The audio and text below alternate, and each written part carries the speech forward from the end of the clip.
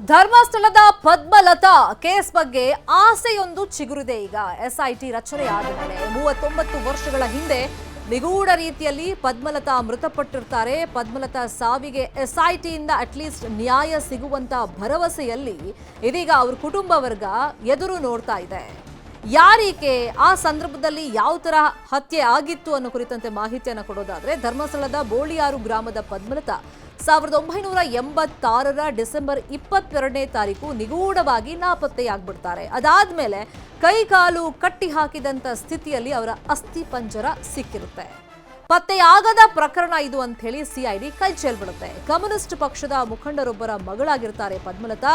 ಇದೀಗ ಎಸ್ಐಟಿ ರಚನೆಯಾಗಿದೆ. ಮತ್ತೆ ಆ ಭಾಗದಲ್ಲಿ ನೂರಾರು ಶವಗಳನ್ನ ಹೂತಿಟ್ಟಿದ್ದೀನಿ ಅಂತ ಅಪರಿಚಿತ ವ್ಯಕ್ತಿಯೊಬ್ಬ ಹೇಳಿರೋದ್ರಿಂದ, ಅಂದ್ರೆ ಸಡನ್ ಆಗಿ ಬಂದು ಈಗ ಹೇಳಿಕೆಯನ್ನ ಕೊಟ್ಟಿರೋದ್ರಿಂದ ಸಹಜವಾಗಿ ಈ ಕುಟುಂಬದಲ್ಲಿ ತಮಗೂ ನ್ಯಾಯ ಸಿಗಬಹುದು ಅಂತ ಹೇಳಿ ಎದುರು ನೋಡ್ತಾ ಇದ್ದಾರೆ. ಒಂದು ಸಣ್ಣ ಭರವಸೆ ಮೂಡಿದೆ.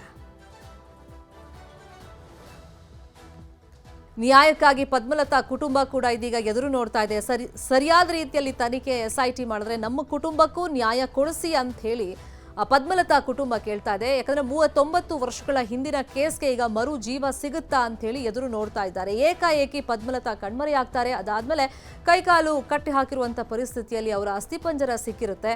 ಸೊ ಇದೀಗ ನಿಗೂಢವಾಗಿ ನಾಪತ್ತೆ ಆಗೋ ಕಾರಣ ಏನು, ಕೊಲೆ ಮಾಡಿದ್ಯಾರು, ಯಾವ ಕಾರಣಕ್ಕೆ, ಈ ಕುರಿತಂತೆ ನಮಗೀಗ ನ್ಯಾಯ ಕೊಡಿಸ್ಬೇಕು. ಎಸ್ಐಟಿ ಕಡೆಯಿಂದ ಸಾವಿನ ತನಿಖೆ ಆಗಬೇಕು. ಕಮ್ಯುನಿಸ್ಟ್ ಪಕ್ಷದ ಮುಖಂಡರೊಬ್ಬರ ಮಗಳಾಗಿರ್ತಾರೆ ಪದ್ಮಲತಾ, ದಿಢೀರ್ ನಾಪತ್ತೆಯಾಗ್ತಾರೆ. ಅಂದರೆ 1986 ಡಿಸೆಂಬರ್ 22ನೇ ತಾರೀಕು ನಿಗೂಢವಾಗಿ ಅವ್ರು ನಾಪತ್ತೆಯಾಗ್ಬಿಟ್ಟಿರ್ತಾರೆ. ಆ ಸಂದರ್ಭದಲ್ಲಿ ಕುಟುಂಬಸ್ಥರು ಅವ್ರಿಗೋಸ್ಕರ ಹುಡುಕಾಟ ನಡೆಸಿರ್ತಾರೆ, ಆದರೆ ಸಿಕ್ಕಿರೋದಿಲ್ಲ. ಅದಾದ್ಮೇಲೆ ಅಸ್ಥಿಪಂಜರವಾಗಿ ಸಿಕ್ಕಿರ್ತಾರೆ. ಇನ್ನು ಸಿಐಡಿ ಕೂಡ ಈ ಪ್ರಕರಣದಲ್ಲಿ ತನಿಖೆ ನಡೆಸಿದ್ರು ಕೂಡ ಇದೊಂದು ಪತ್ತೆ ಆಗದ ಪ್ರಕರಣ ಅಂತ ಹೇಳಿ ಕೇಸನ್ನ ಕ್ಲೋಸ್ ಮಾಡಿರ್ತಾರೆ. ಯಾವುದೇ ಸಾಕ್ಷಿಗಳು ನಾಪತ್ತೆ ಪ್ರಕರಣಕ್ಕೆ ಸಂಬಂಧಪಟ್ಟಂತೆ ಕೊಲೆಯಾಗಿರೋದಕ್ಕೆ ಸಿಕ್ಕಿರೋದಿಲ್ಲ. ಸೊ ಈಗ ಎಸ್ಐಟಿ ರಚನೆಯಾಗಿದೆ. ಸಾಕಷ್ಟು ಪ್ರಕರಣಗಳನ್ನ ಎಸ್ಐಟಿ ಭೇದಿಸುತ್ತೆ ಅಂತ ಸಾರ್ವಜನಿಕರಲ್ಲೂ ನಿರೀಕ್ಷೆಗಳಿರೋದ್ರಿಂದ ಈಗ ಪದ್ಮಲತಾ ಕುಟುಂಬಸ್ಥರು ಸಹಜವಾಗಿ ನಮ್ಮ ಕುಟುಂಬಕ್ಕೂ ನ್ಯಾಯ ಸಿಗಬೇಕು ಅನ್ನೋ ಒಂದು ನಿರೀಕ್ಷೆಯಲ್ಲಿದ್ದಾರೆ.